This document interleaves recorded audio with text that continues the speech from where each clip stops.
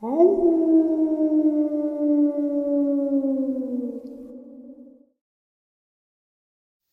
and salutations, everyone. I hope everyone is still doing well, and welcome to today's bonus upload.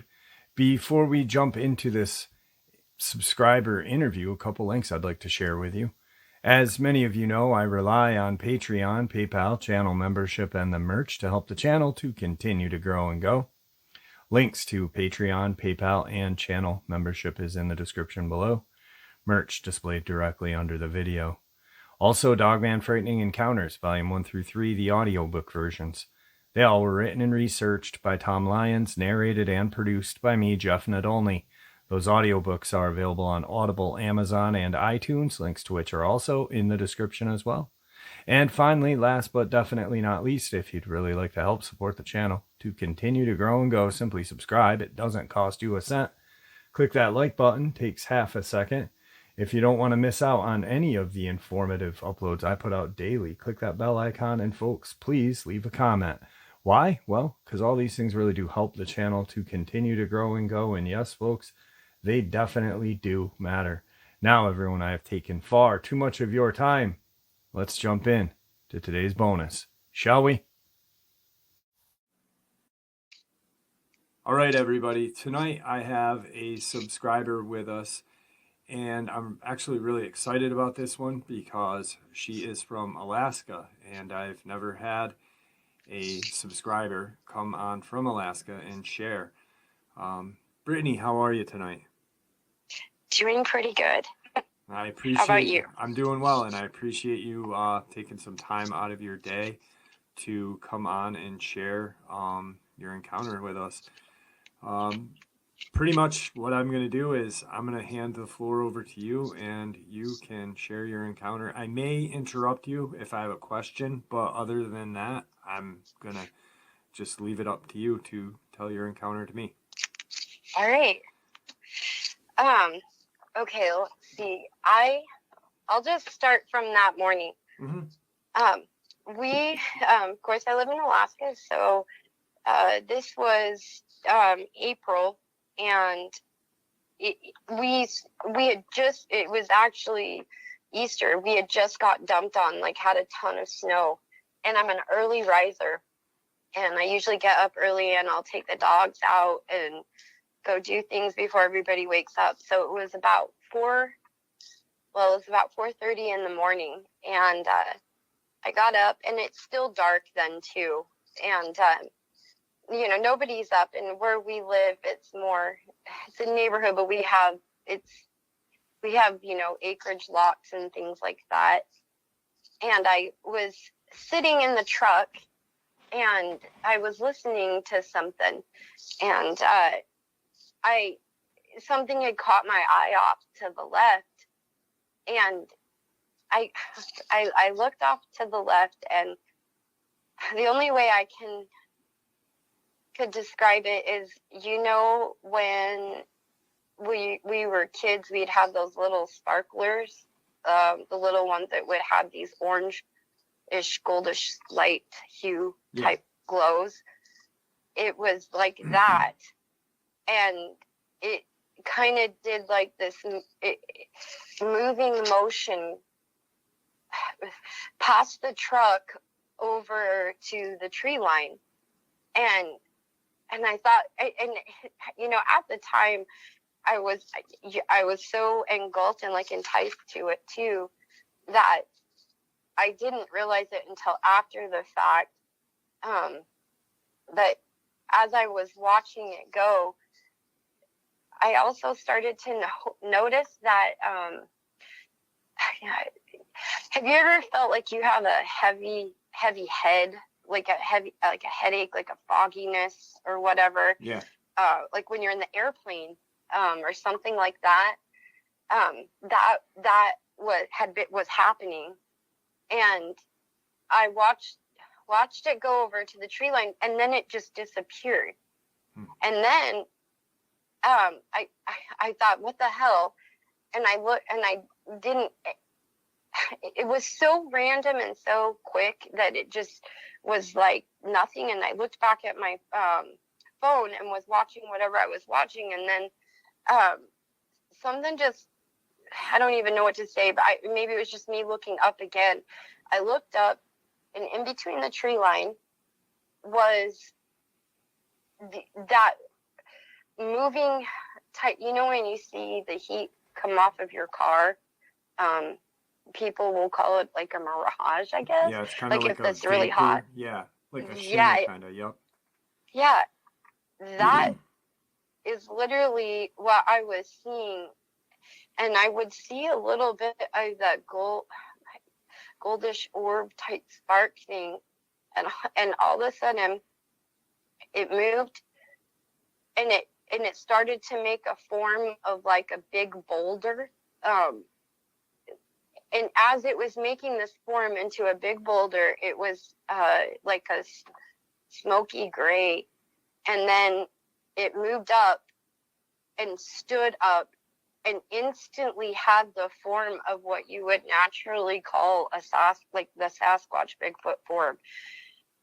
It moved over, and we had a huge, like 6-foot mound of heel of snow right there, like along the tree line. And it moved over, and it maybe moved over in 1 foot, like one step kind of thing. And it was not solid. I mean, that's it. I'm being honest. It wasn't solid. Okay. It moved over in 1 step, and then it became where it literally comes into this form of solid. And at this point, I'm scared. I like I'm starting to, like, my heart's pounding 100 miles, and I'm sitting there thinking, what the fuck is going on? Because I do have neighbors and stuff, and if there was anybody else outside, they would have seen what I was seeing. It's not like it was just this little, wind. It was right there. Right. And then all of a sudden, now this is where it gets weird. In my, I guess, I mean, I've heard people talk about it, because ever since this happened, I literally was scouring the internet, looking up things, and it was just something that is in my, like, it's in your head, but I'm not saying it. Right. It was said, not all of us are bad. And then I sat there for a second, and I was like trying to think, I mean, because you're trying to process what the hell's going on, and all of this happened in a short amount of time. I mean, I'm talking a short. And then I'm just sitting there thinking, well, shit, not all of us are bad either. And that, that was it. I could see his nipples, and it was a male. Right. I could see his nipples. When you have salt and pepper, like wisdom hair gray or whatever, it was like that, but more of the white toned. Okay. Yeah, I've heard people like say, oh, their skin tone was gray, or what. It was not gray. It actually had a rich, like blackish brown skin tone. And the closest thing that I can think of what it is close to is my dog's nose. They're brown, and it's like a dark brown, and that was it. And it all happened so quick and so short that it was like, that was it. And then it went. What was so nuts is I literally, that was it, the end of it. And I don't think it hit me right until like maybe 5 minutes after. What the hell? I didn't even get out of my truck at all. I was sitting there trying to process what the hell just happened. Yeah, it's a strange one. Like when you said it left, like I'm picturing, like, when you're talking about the sparkler like thing, almost kind of like an orb or something. But when it left, did it just disappear? It just disintegrated. Okay. It completely disintegrated. Okay. And I know that just does not, that like defies against all of our, I think that's the part that bothers me the most. Well, really, nothing's etched in stone. I mean, we have no real clue or solid evidence of, it's just, we don't know. You know what I mean? Like Mhm. because I know you have another encounter you're going to share, but I have a friend who, um, I shared his encounter. He's actually a crypto zoologist and writer, but he saw orbs in the woods, bright orbs, and then knew in his head that he had seen, and that there was a dog man.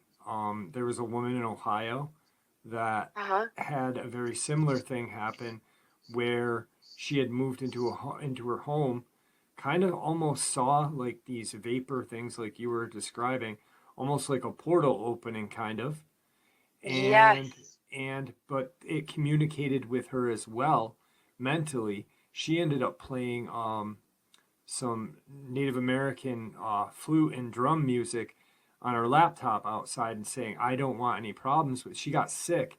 She was actually sick, and she believes that like the infrasound was making her sick. Mm. But Yeah. yeah, so I mean, it's not a strange, even though yeah, it's not the atypical. We saw it running through the woods thing. I mean, we Yeah. have No. no. Yeah. That's just it. It's not your typical thing at all. And but then, so fast forward to 2 days later after this, my dogs, it was really late. It was like midnight, and um, they were whining to go outside like abnormally, like excited. And so, I took them outside, and it was like a fog, like a dense fog that was kind of down low. It was probably more like 11, I should say. And I noticed that it had like the sulfuric smell, and I know that because I grew up in Salt Lake, and in Salt Lake, we get, when the storm's coming in, we would always get that sulfuric smell that comes off the Great Salt Lake. Right. And I remember thinking at that time too, like, what is this? Like, that's so crazy. I've never smelt it. But what was so odd is that it actually gave me a feeling of comfort, where it was home, back home. I was Okay. like, oh, this is really cool. And then the next thing, it was, this is crazy. So then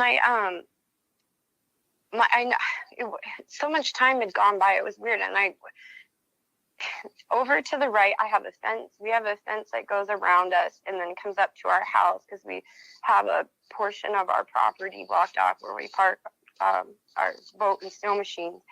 And I saw right there, oh, this sounds so dumb.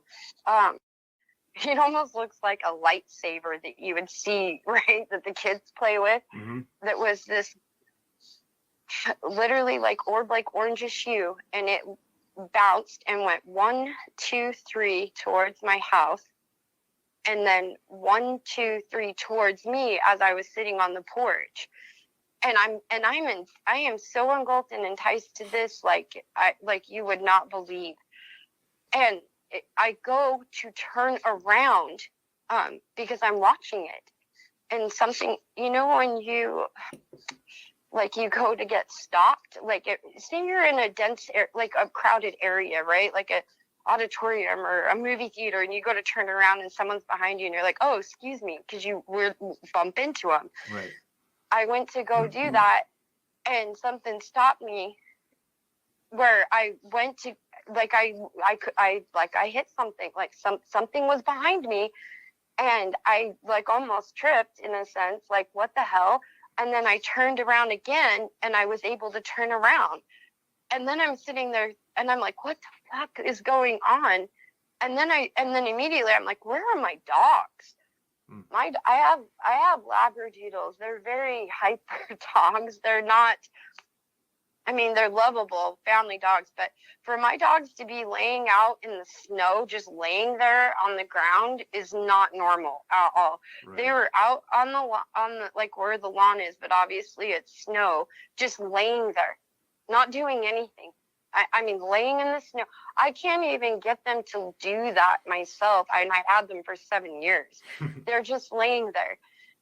I call them up to come to the porch, and I go inside, and my husband's right there, and he's like, "Are you okay?" I was like, "Yeah, why?" And he goes, "It looked like you tripped on the porch." Or he said, "You looked like you tripped over air or something on the porch." I'm like, "You saw that?" And he said, "Yeah." And I was like, "Whoa, okay." And then it started hitting me I couldn't go to sleep the rest of the night at all. I'm sitting there, and I'm laying in bed, and now this is where it gets weird and creepy, and I don't know like what this is or where it comes from. I mean, I have no idea. I get this picture, I guess you'd say, like in your mind, of this big hand, like a Sasquatch type hand or whatever, right? I can see the palm and everything in my mind and your mind's eye, whatever you want to call it. And I can see the lines in its hand. I can see the little bit of the whitish type gray fur coming off it. And that's it. That was it. And this was about 3 o'clock in the morning. And then I started processing it. I've lived up here for almost 20 years now. I have never, ever, in all the times that we've lived here, storms, snowstorms, everything, we have never, ever had that type of sulfuric smell come in. And the way that the fog came in and came down so quickly too, as I just walked outside, that's bizarre in itself. I know that comes down, don't get me wrong. And when you have especially if it's like a fluctuation in the temperatures and things like that, but when you put it all together, that was just bizarre, absolutely bizarre. And the sulfuric smell. And then, are you kidding me? I remember I ended up calling my mother the next day, because I was like, if anybody was outside, I could see this, whatever you want to call it, like orb-like thing. I mean, I'm talking clear as day. What in the hell? Stop. I don't know. I don't even know if "stop me" is the right word, because I went to go turn around and I couldn't. Something was right behind me. That's all there is to it. Obviously, I turned back, and then I went to turn around again really quick, because I did get spooked. Right. And then there's nothing there. Yeah, nothing there.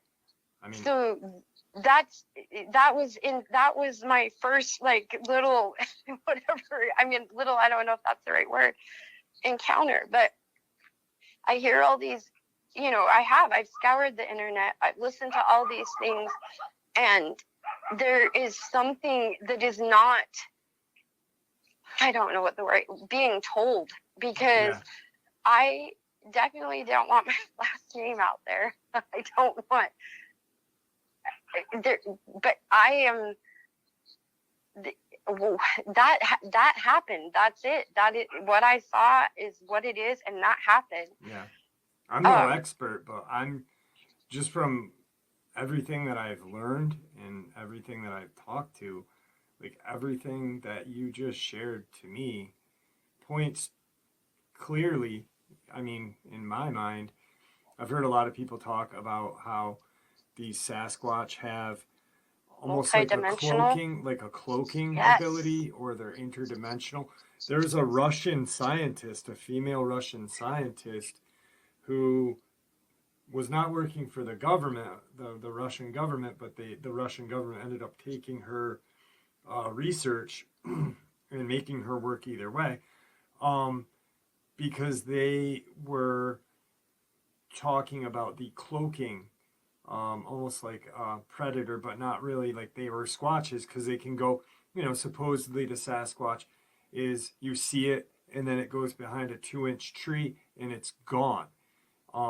Exactly. So that's almost it's what I'm getting gone from you, like I'm getting, yeah, you saw this thing, maybe it was crossing in front of you, or, or maybe that was just like, maybe it was a portal, and that was the, not even a key to open, but maybe like some sort of magnetic or electric charge in the atmosphere when these portals open. Who knows, you know? But it's like you said, I mean, just because it's not your typical encounter doesn't make it any different. You saw something that Mhm. doesn't make sense, you know, and No, it was not at clearly, all. yeah, I mean, the way you describe it, it's clearly uh, a Sasquatch or something along that lines, but Something along that lines that looks like that. I mean, I still have struggled to say that this is what it is. right. And I have also struggled to talk about it too, because I want to talk about it and I want to say something, but there has been a part of me, and the only way I can possibly even describe it was there's almost like there was something sacredness, or I don't even know if that's the right word, something that, no, you shouldn't. Yeah. Not that there is a part of me, like ego part, like, oh, you don't want to talk about this because woo, there goes that woo woo thing or whatever. But that's not it. I have really struggled and gone back and forth with this on what, yeah, like, do you know, and where it was along the like tree forest line. The crazy part is I mean, we have our big birch and spruce trees, and it's a thicket of it right there, and that's what surrounds our home too. Right. Like you know, like that's all we have basically. Um, and then you've got like a line of power line too that runs like right over that. I mean, I don't know. I really don't know, but I do know what I saw. Yeah. And if there was anybody, you know, like else out there that would have seen that, they would have seen it too. There's no way you could have missed it. It wasn't like it. And the only thing is when it happened, when I was in my truck, the biggest thing is I really felt like all of a sudden my head got really heavy. Right. And it felt like almost like a airplane ride, I guess, is the best way that I can describe that. Almost like you weren't. It's like I'm just kind of like the way you're talking. I mean, I kind of feel like it was almost like you weren't supposed to see it, kind of, you know. Yeah, yep, yeah, and all, yeah. You know, it is spiritual. It is a spiritual thing because our ancestors, you know, like they had I believe, you know, there's no way of fully knowing, but I believe that there were some sort of pact with these creatures, and you know, our ancestors told us more and knew more than we do. We have creature comforts that they didn't have, but they had more knowledge than we had, you know, like that we have.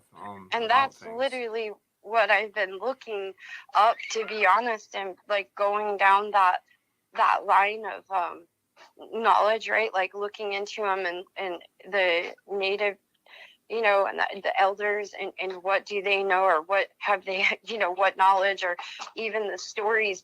And every time I keep going, I keep veering towards those stories, because they always seem to resemble a little bit more of what, or I resonate more with them of what happened that night, that weekend.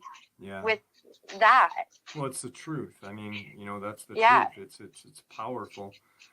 It's crazy. Yeah. It is crazy. Now, well, and then there's my other one, I guess. This one just threw, and this happened. I mean, there was quite a few of us around when the second one happened. And this just happened a few weeks ago. So we have a cabin, and it's pretty remote. And this is where you really keep going back over and over in your head, you know, like, because you're trying to figure out what the heck. Now, this is different property than your first one, right? Yep. Okay. Yep. This is a different property. So this is just our first one was at our home, and then this one is up at our cabin. Okay.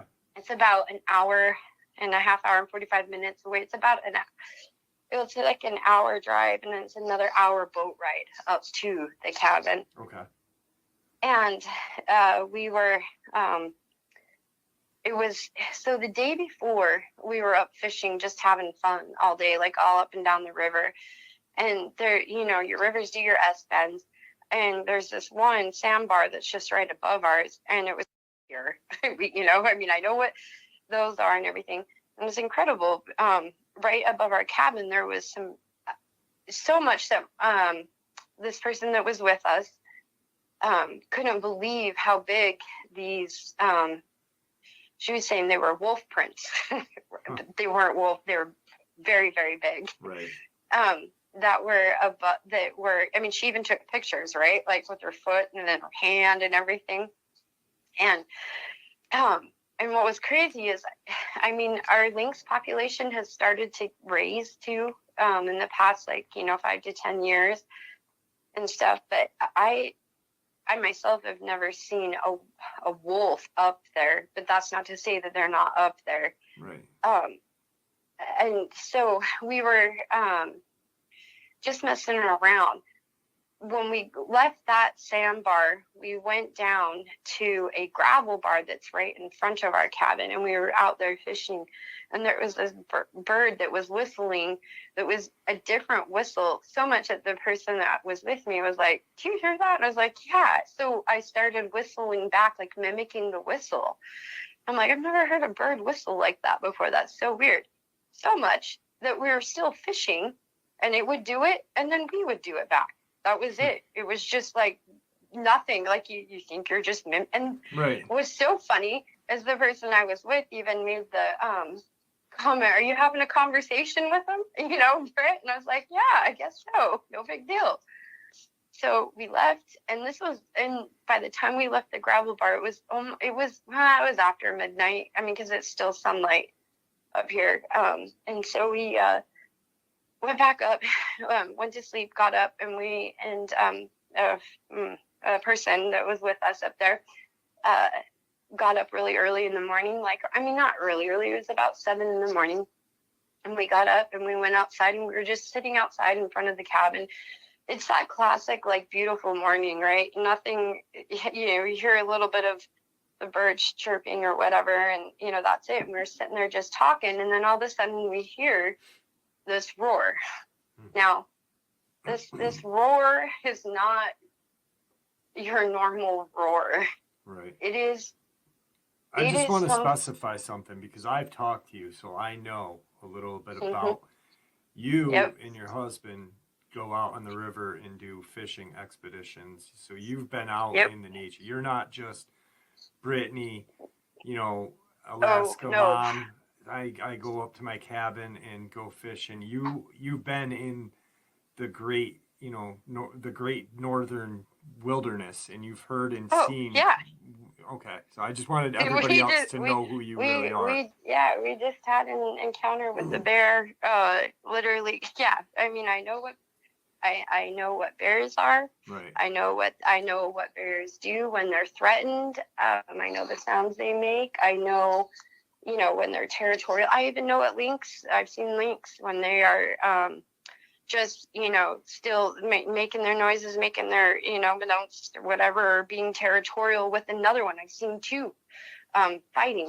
Right. I know what a lone wolf sounds like. I also know what a pack of wolves sound like. In fact, we have a couple of friends of ours that had some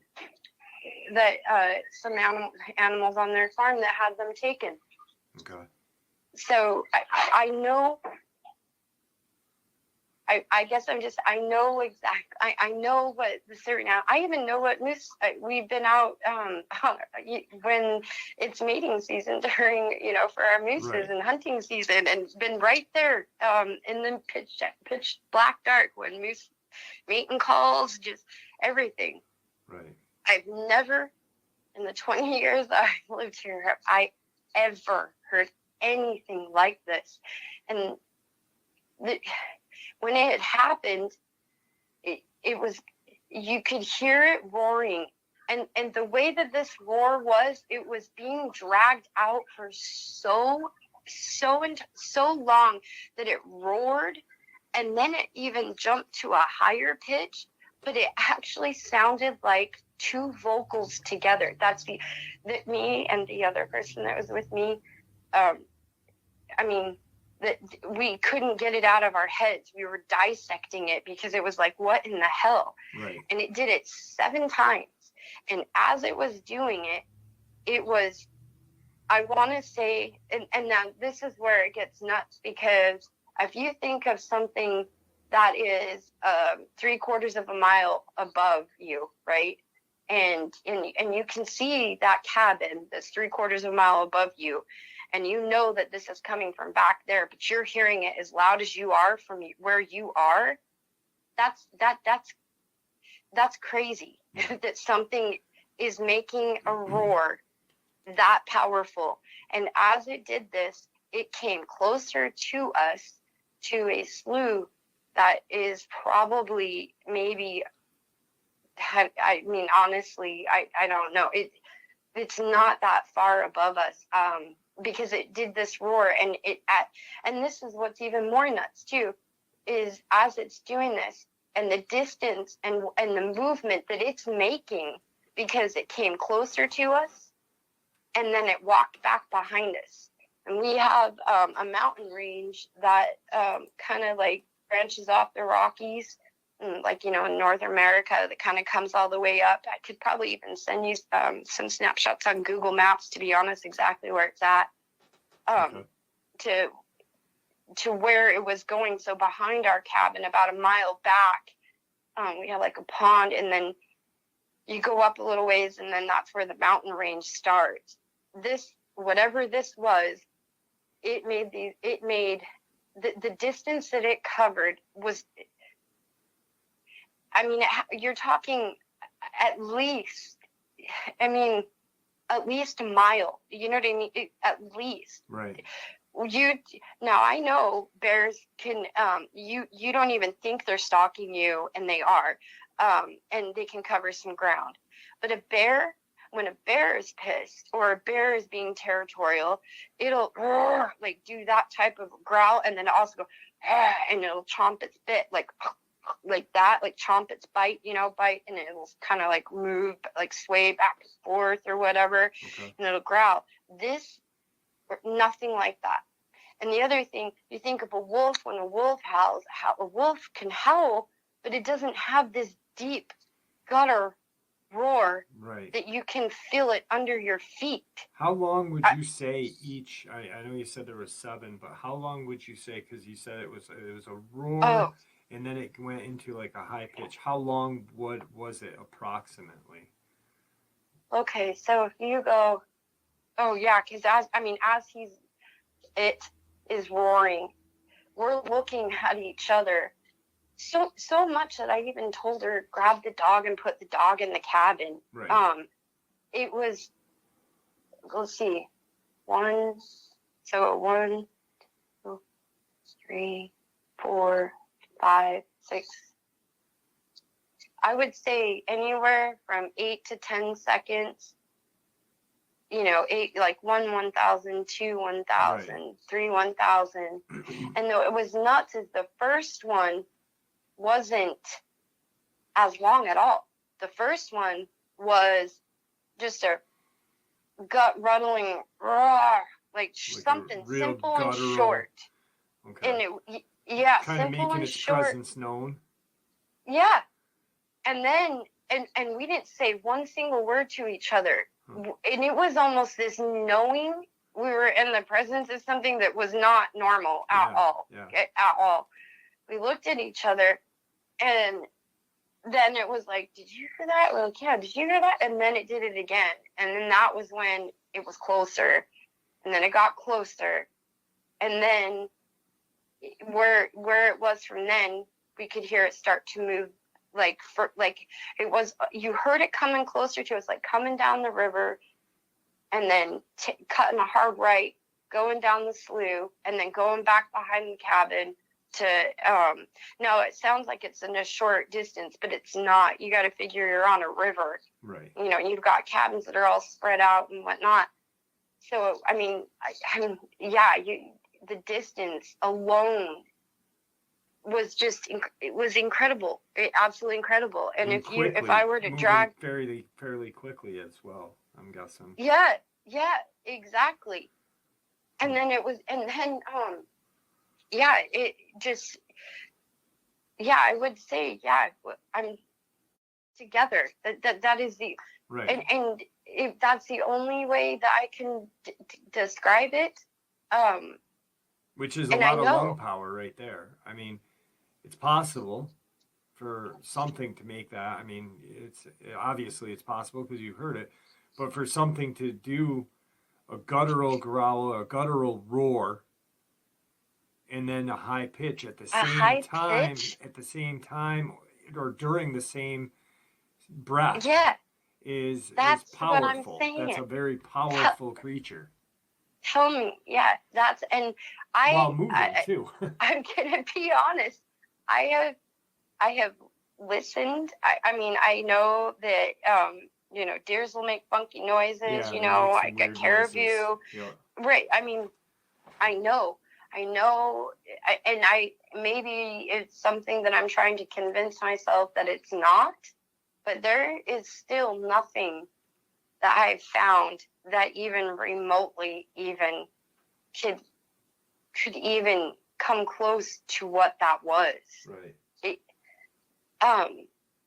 Did it end just as abruptly as it started, or what happened? And that was it. After it hit the seventh one, and it was fun. And I say the seventh one, so you say 5, 6, and 7. We knew that it was walking back behind us. Like it was moving away. So it was like the first, the first few was coming down, and then it was another 2 that was like close range of us. Yeah. And then the last 3, it was like going farther away from us. How were the dogs acting? Oh, that's the other thing. So the Labradoodle, she came and sat. After that first one, and we're sitting there. I mean, because I think it was first thing in the morning. We we let her out, go to pee, and we're just sitting there chit chatting. She came and was sitting on top of my foot. When a dog sits. Yeah. She was sitting on my foot, and when it first growled, and then the second one, I was like, holding her and like rubbing her. She had her head just looking down at the ground, like in the most bizarre, dominant manner. Literally submissive. Right? I mean, like kind of like a submissive. That is the best way to describe it. Submissive, because when you're petting them or you're holding them or by you, their tails are waggling. Even if they're sitting, their tails are waggling, right? Or you're rubbing their ear and their tail might be waggling a little bit, and they'll nudge up against your leg, or something. No, nothing. Huh. Nothing. That's strange. Now, your friend, when she took those pictures of those prints, can you ask her if she still has them? Yeah. Could you get them to me? Yeah. I'd love to check them out. I will absolutely send them to you. I mean, and you, like I said, and like you've said, wildlife. I'm assuming you've seen bear print, so. There's a definite difference between a bear and a wolf print. So I'd love to check those out. I mean, especially when she's using a comparison of her feet and her hands towards them too.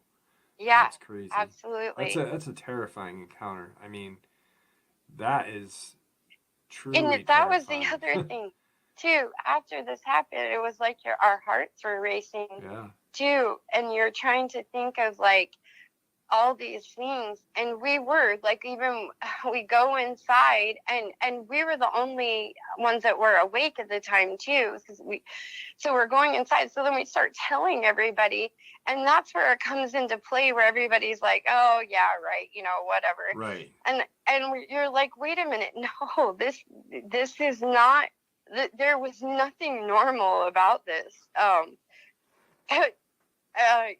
I suggest people maybe go look up what a bear roar sounds like, right? It is far from that. There is nothing that has been on the internet, nothing at all. Someone even mentioned to me about, I can't remember what he had said, something about, how was it, black-tailed deer? So I don't remember. He's like, oh, that's what it is. And so I looked it up. That was the furthest thing from it. Yeah. There was nothing normal about that. People that have not heard it, they want to put something to it to debunk what you heard, but they didn't hear it, so they don't even know. Right. That's the key thing. That is terrifying. I mean, I can't. Yeah. Can't imagine. Yeah. How far was that from? How far was that from the sandbar that you saw those prints? Maybe 50 yards. Now, when it was coming down, because it was the river. Was it close to the river or no? No. Okay. So when it was coming, when it was coming down, I would say, well, yeah, it kind of was. So there's two cabins that actually sit up closer to the river than ours. It was maybe directly behind it. I mean, and this is just me making assumptions because I didn't see anything. Yeah. I'm just going off of like maybe where the smoke was coming from. You know, you're hearing the sound and you know your property, so you're just going off of what you know. Yeah, exactly. And so it was, and if this is where it is behind those cabins, you're talking maybe 50 more yards to the sandbar, literally. Because think of how a river does S curves and things like that. That's why I was thinking, because when you had mentioned the S curves, I'm thinking, well, you're telling that. I'm wondering if it, I don't know. That's that's strange. It's freaking terrifying, to be honest with you. It's freaking terrifying. Yeah. And I wasn't there, and I'm putting myself, like, imagining myself, just like, I could not imagine how you guys kept your composure. I would have took my dog and headed for the freaking cabin. Well, it was funny. I had told her, go put her back in the cabin right now, and she comes right back out, and it's still. So you think of 7 roars, but they're being dragged out so long, and it is such a short amount of time, but it's so crazy because when it's happening, it seems like it's forever. Right. And after it was all said and done, we go up we have raised our kids up this river. We snow machine up there in the wintertime. We've spent Christmases up there. Summertime, we were up there all the time. All the time. This is, and if you think of portions of rivers, like some are more populated than others, and then you hit breakage points, and then you've got like another portion or whatever. Where we're at, we have a chunk kind of cabins or whatever, and then it breaks. Right. And then it's There's and so we're for miles and hundreds of miles.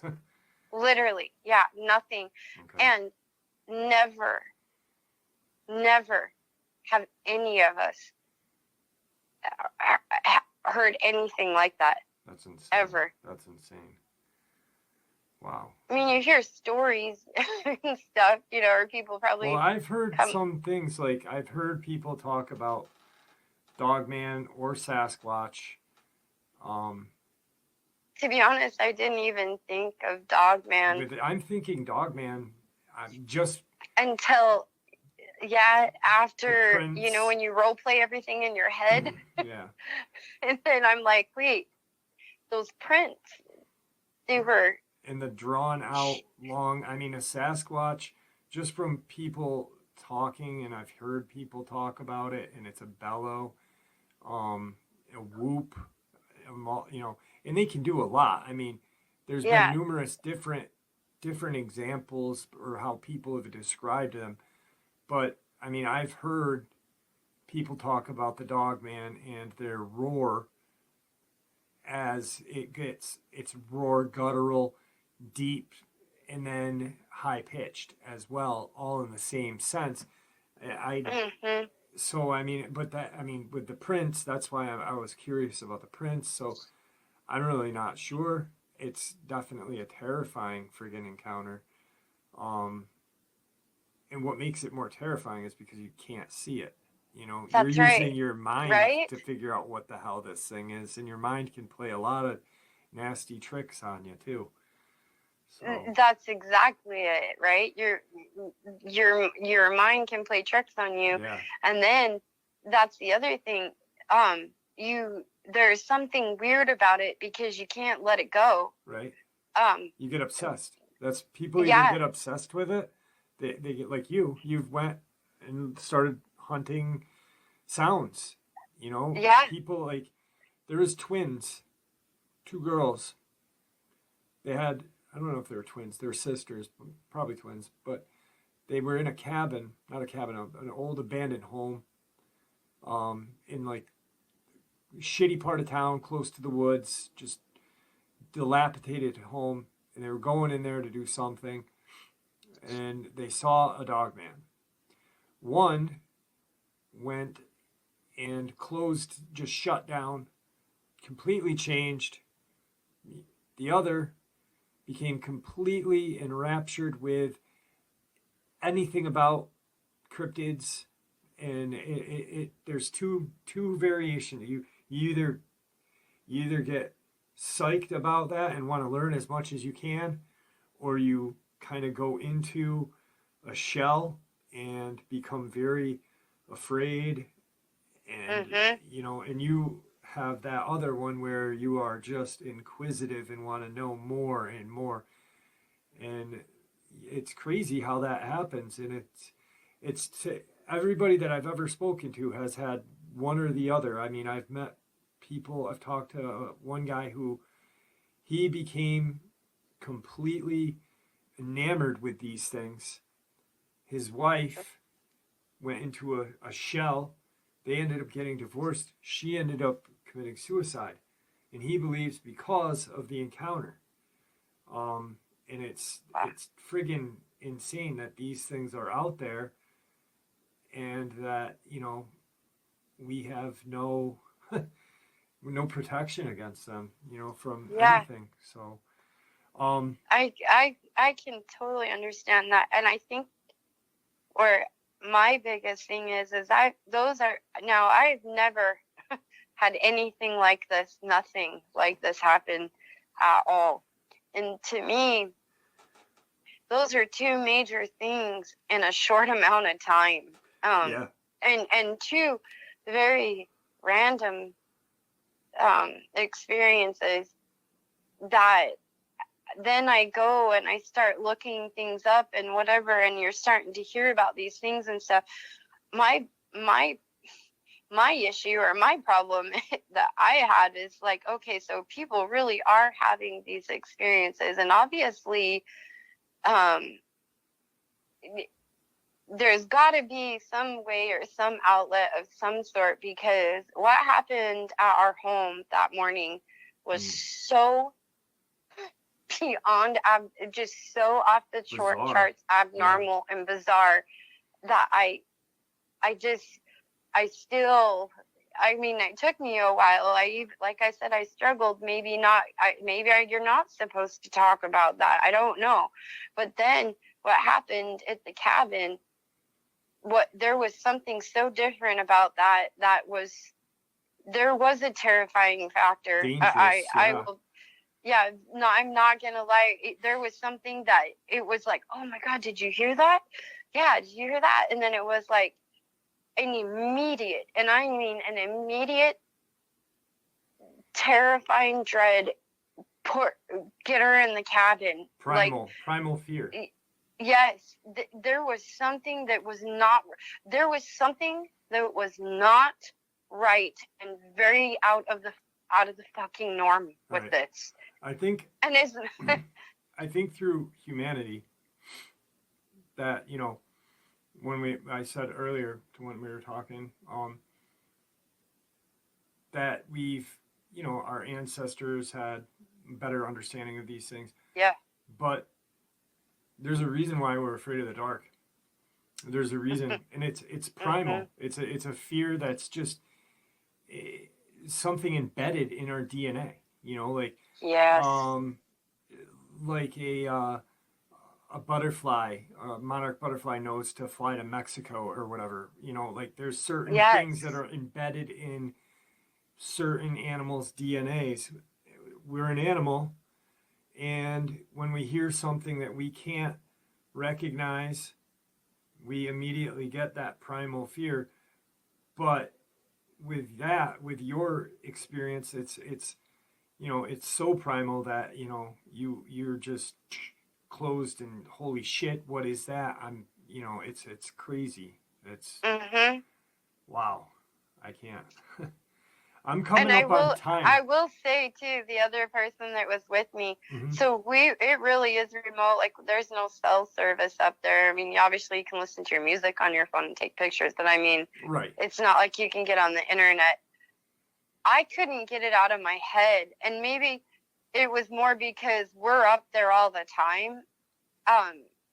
And I've never heard that before. And I've heard grizzlies.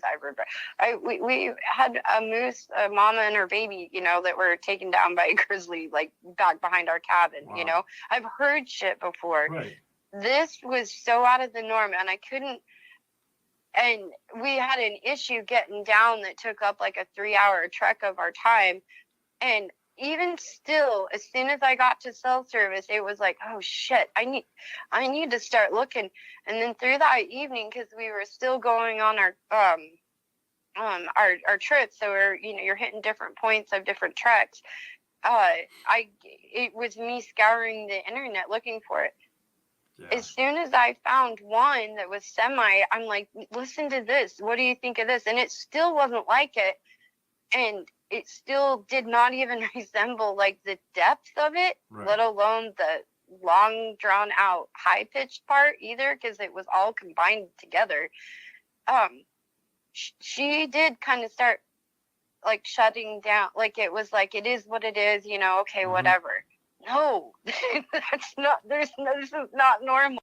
Yeah, I mean, it's like, I just wanted to scream it to the mountaintop. And what was crazy is I noticed as you are talking about this, there is a part of people that do shut down, like, whatever. What that is, I don't know. That's primal too. That's instinct as well. Just like with people, I think, and I'm not an expert. I'm not a fucking scientist. I'm nothing.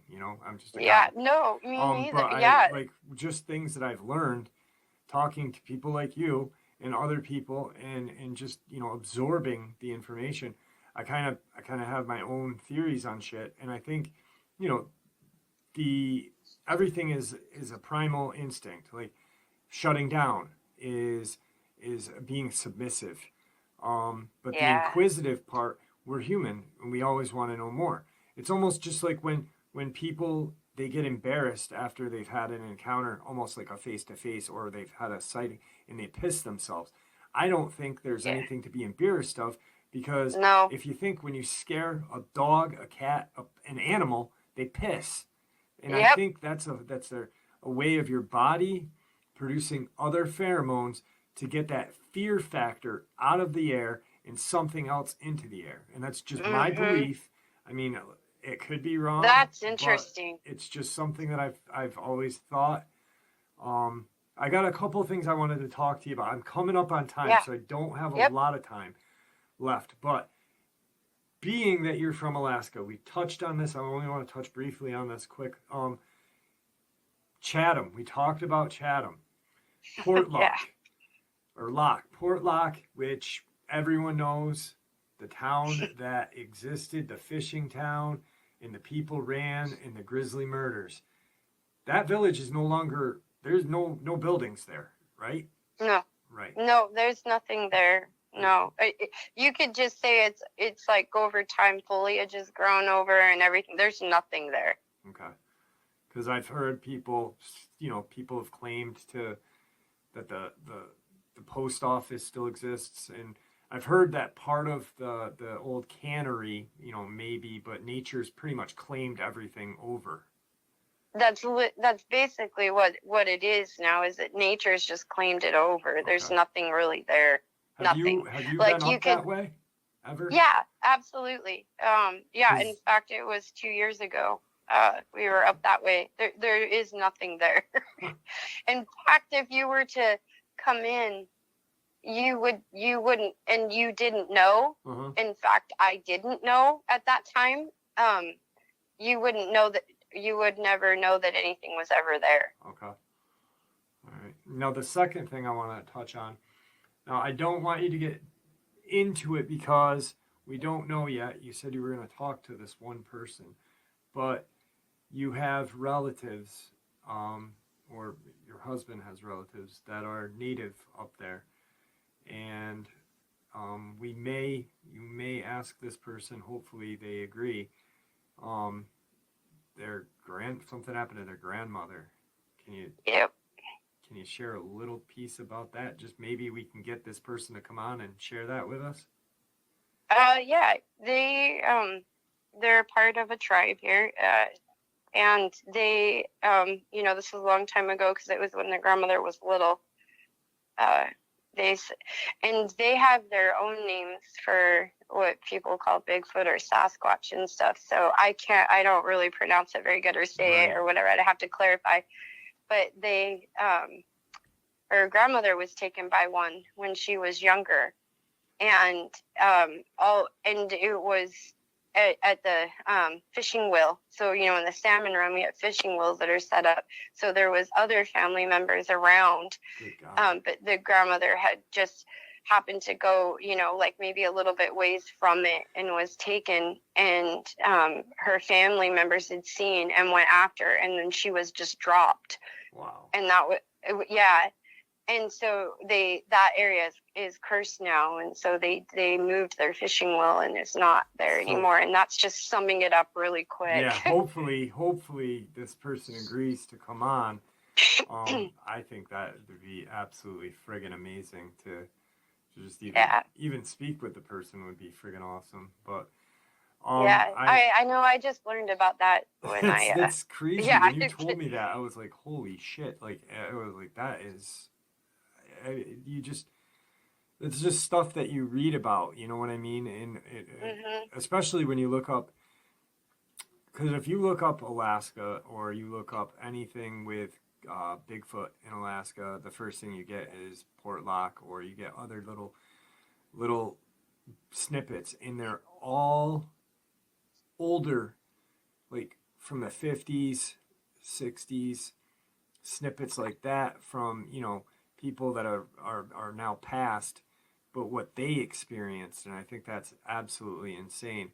Actually, I was just looking 2 or 3 days ago. It was kind of funny that you texted me right after the day after. I was looking at this. I was looking at Juneau's radio station, and they were talking about, they had a guy that has a Facebook page, something My Old Juneau or something, where he has old maps of mining town things and stuff like that. And they were talking about Sasquatch on this, and it was a Halloween episode of this radio station from Juneau. Ironically enough, the next day, you're like, hey, I really want to do this now. And I was like, oh, sweet. So yeah. But I am coming up on time right now. Don't hang up before we end. Is there anything that you'd like to say to the audience before we end the interview? No, I just think that maybe that's a lot. I mean, I know it's a few months apart, but that's a lot of out of the norm experiences that, in a short amount of time. And I guess, if there's others, I think that the biggest thing is you can learn from others' experiences. So it's okay you know, I mean, I get it. I struggled with it, but I think that how do you learn and how do you get past the, you know, the scarce part of it to start understanding and knowing, you know, Yeah. and that, yeah. I mean, you emailed me quite a while ago before you really, you know, like I think we yeah, communicated, I want to say a good 6 months ago. And, yeah, you know, so it takes time, but, you know, once I think it's valuable for other people to share because then we can learn, like I'm learning something every day from different people, you know, and I take yeah. that and that information that we get from listening Mhm. and just talking is so valuable. I mean, you can't get it in a Yep. book. You can only get this information from other people. And I Yeah. think it's valuable when people share their info. So I Right. It thank you doesn't very mean. much. Thank you so much for both of Yeah. your encounters. Especially the first one is mind blowing. And it puts a whole different perspective. Especially the first one is mind blowing. And it puts a whole different perspective on everything for me. But the second one is just terrifying too. So thank you. I mean, and I know it took a Yeah. lot for you to share them. Well, thank you too, because this is an awesome outlet in a sense, you know, to get it out. And it doesn't just because you know, may not, you know, have this title or that title or this license or that license. I just don't think that that matters, because I think the truth comes from, you know, everybody, your average person or whatever, you know, just tell that it is what it is. That's just what happened. And Yeah. if it helps somebody, I hope it does, because that did a little bit of a mind F on me for a little bit. Yeah. And then, yeah, so I mean, hopefully, honestly, right now there could be someone listening that had an encounter just like your first one and just kind of has been sitting on it, you know, but listens to encounter channels or reads or watches, you know, and to hear your first one and be like, "Oh my god, that is so similar to what I had." And just by you sharing that might help someone deal with what they're going through right now. So yeah, that's the best part about it. So thank you so much. yep, yeah, absolutely. All right. It was great having you on, and I'm gonna say thank you and see you later. All right, thanks, Jeff. All right. Bye bye. All right, guys. Wow, what a great interview. A lot of very interesting information shared right there. Just some terrifying experiences as well. Portals. I always knew Alaska had a special kind of feel to it. There's a reason why it's called the last frontier, the great wilderness. You know, it's something special about that place. Anyway, with that, guys, thank you for supporting the channel. Your support is honestly what makes the channel continue to grow and go, and what makes it a special place for people to want to share their experiences, theories, and ideas. Please stay safe, happy, healthy, and ever vigilant, keeping an eye on our children, our pets, our family, and friends. These creatures are real, they are out there, and they are dangerous. Share this information with those you care about, and it may just help save their lives someday. Until next time, never stop asking questions, never stop searching for the truth, and God bless.